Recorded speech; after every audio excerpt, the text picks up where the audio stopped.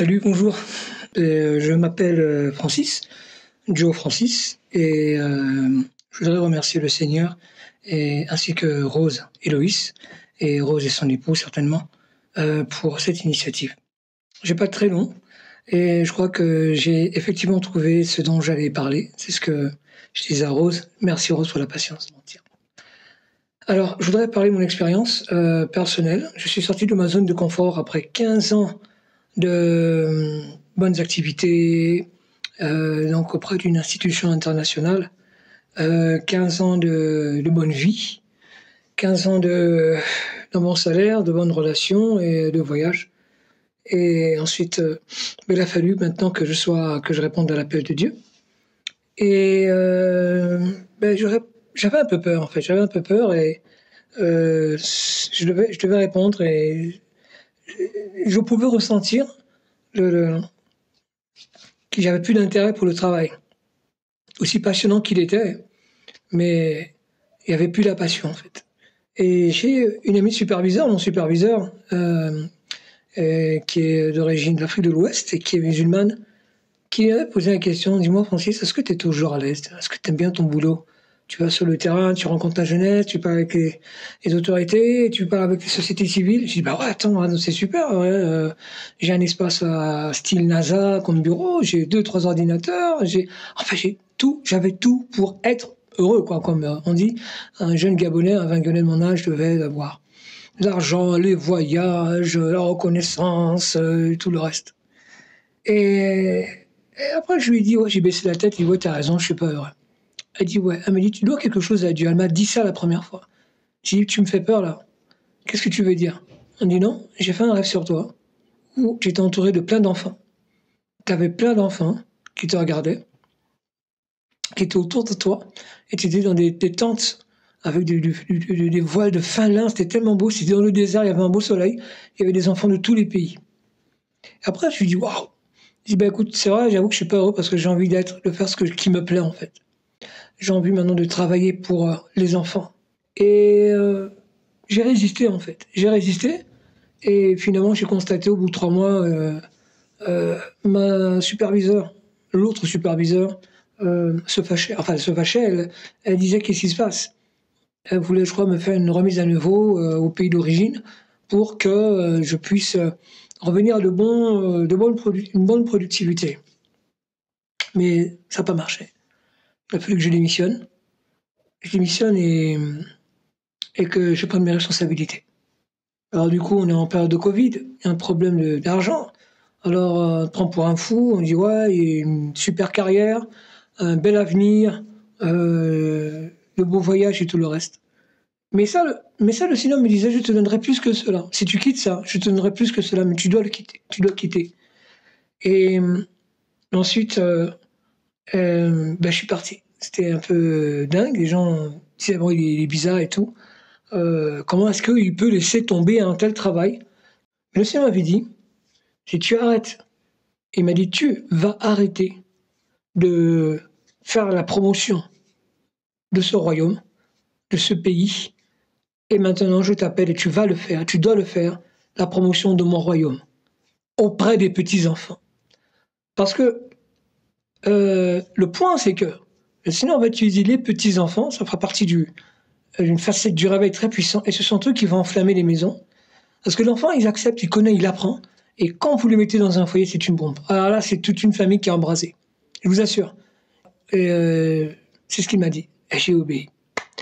Alors je suis venu dans le cadre, dans ce pays-là, je suis venu et j'en ai profité pour aider un jeune frère qui a installé un campus de langue anglaise pour former.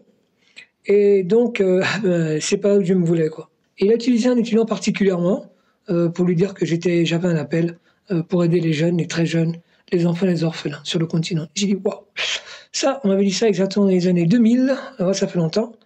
Et je me souviens avec des prestations qui se passaient dans les médias, j'ai reçu par des personnes qui recevaient ça, qui me disaient ça avant de commencer un tournage. Et ça me faisait flipper, en fait. Et je vous demande de ne pas flipper. Mais Dieu, il est réel. Dans les déserts, il nous apprend à nous contenter du peu qu'on a et à être heureux à considérer, valoriser les personnes qui sont autour de nous, et il nous montre aussi les personnes qui sont nuisibles, qui mettent à l'écart. Parfois on pleure, ouais, mais pourquoi il m'a fait mal celui-là? Eh bien ça fait partie du plan de Dieu, c'est pour dire que lui là, il est pas dans ton giron pour le moment. Il est parti, il est venu, c'est bon, allez, il est parti. Alors un jour, j'ai des étudiants qui m'ont célébré mon anniversaire par surprise la complicité de ma femme. Alors ils m'ont ramené, ils m'ont pris dans le taxi, ils m'ont mis sur le taxi moto, et c'est là où tout commence.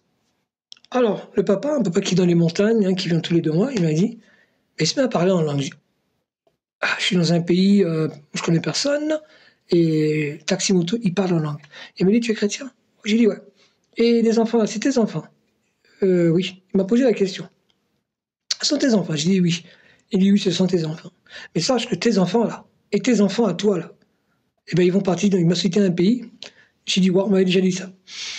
Il m'a dit, le Seigneur est content de toi et fier de toi. Il m'a tout dit, il m'a dit la direction où je devais aller. Parce que pendant 2-3 semaines, 2 semaines, j'étais à la recherche de la direction. Sinon, je suis dans ce pays, mais je comprends pas, tu me montres aussi l'autre pays là-bas. Qu'est-ce que ça veut dire? What does it mean? Et c'est là, il m'a dit, non, il faut que je te parle. Il a dit beaucoup de choses. Le Seigneur est fier de toi. Tu es passé par les complications, les péripéties, les tentations, et plein de trucs ici. Et il disait, non, en fait, c'était comme si Jésus était sur la moto, en fait. Lui-même, qui était sur la moto. Et j'ai dit, wow! Imaginez, avec un casque, Santiago et puis moto. C'est cool, hein? Alors, il me laisse devant mon hôtel. Il me dit, il faut que je te parle en langue locale. Et il faut que tu aies un ami qui traduise parce que Dieu me dit que je dois te parler, mais mon fils, c'est là en langue locale et c'est très fort. Il a arrêté la moto. Alors il a appelé et ça a été traduit. Alors, il a dit à ton ami, Francis, qu'il doit aller dans ce pays-là. C'est là-bas qu'il doit aller. Il va revenir, mais il doit aussi aller là-bas. J'ai dit, waouh!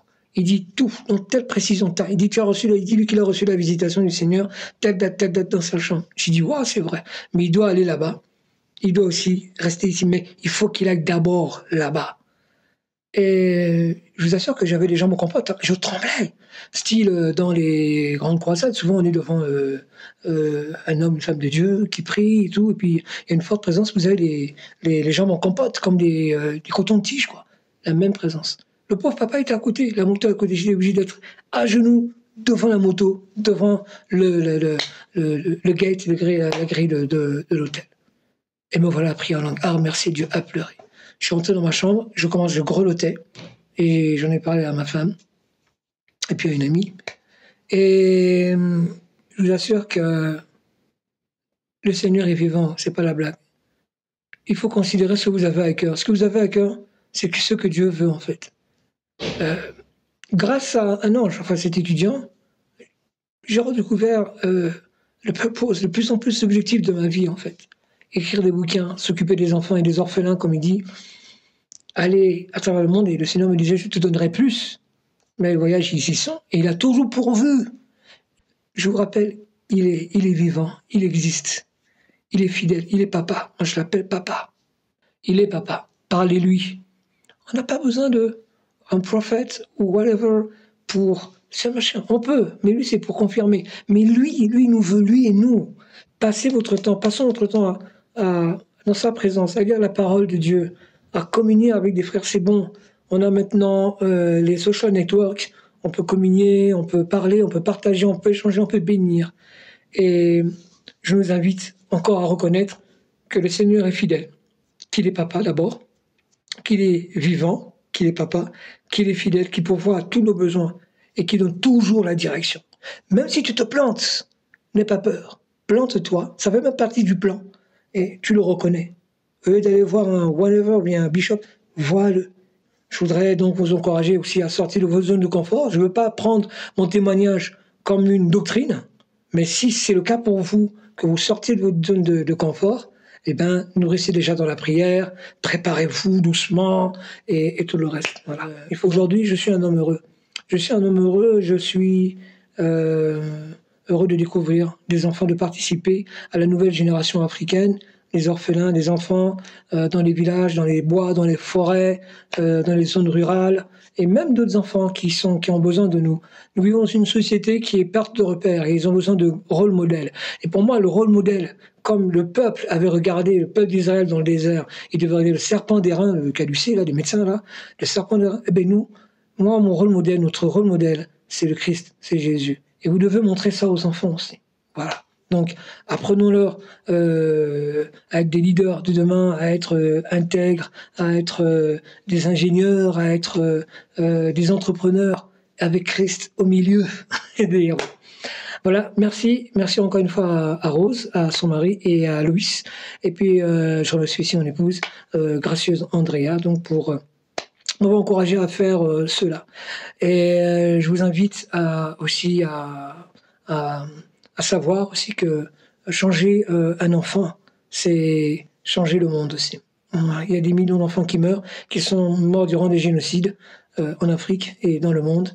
Les enfants, c'est la relève. Il faut que l'Église, le corps de Christ dans le monde réuni, puisse s'occuper de la relève, investir beaucoup dans la relève. Voilà pourquoi je constate beaucoup de pays, surtout anglophones, investissent à fond la caisse dans tout ce qui est éducation. Faisons-le, c'est notre relève, parce que nous sommes, notre vie, ce n'est qu'une goutte d'eau éphémère qui glorifie le Seigneur. Nous sommes des vases d'honneur, des vases faibles d'argile, avec le contenu du Seigneur, le Saint-Esprit. Merci à vous et que le Seigneur nous garde. Shalom.